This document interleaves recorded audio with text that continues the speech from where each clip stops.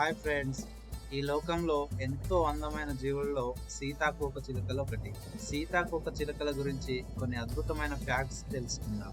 సీతాకోక చిలుకలు రుచిని వాటి పాదాలతో గుర్తిస్తాయి. అంటే అవి పువ్వుపై కూర్చోగానే పాదాలతోనే ఆ పువ్వులో తేనె ఉందో లేదో గ్రహించగలుగుతుంది. సీతాకోక చిలుక జీవితం 4 దశల్లో సాగుతుంది. అది గుడ్డు నుంచి లార్వాలాగా, లార్వా నుంచి ప్యూపాలాగా, ప్యూపా నుంచి బటర్ఫ్లైగా మారుతుంది.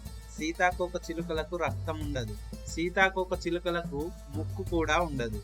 శరీరంపై ఉన్న చిన్న చిన్న రంధ్రాల ద్వారా అవి శ్వాసిస్తాయి. వాతావరణంలో వేడి లేకపోతే వీటికి ఎగరడం కష్టమవుతుంది. వాటికి శరీర ఉష్ణోగ్రత 30 డిగ్రీల సెల్సియస్ దాటితేనే అవి ఎగరగలుగుతాయి. అందుకే అవి ఉదయం సూర్యరశ్మిలో రెక్కలు విప్పి వేడిని గ్రహిస్తాయి. ప్రపంచంలో సుమారు 18,000 రకాల బటర్ఫ్లైస్ ఉన్నాయి. ఇవి ఎక్కువగా ఉష్ణమండల దేశాల్లో కనిపిస్తాయి. బటర్ఫ్లై కళ్ళల్లో వేల సంఖ్యలో చిన్న లెన్సెస్ ఉంటాయి. దీంతో అవి రంగులు, కదలికలు చాలా స్పష్టంగా చూడగలవు.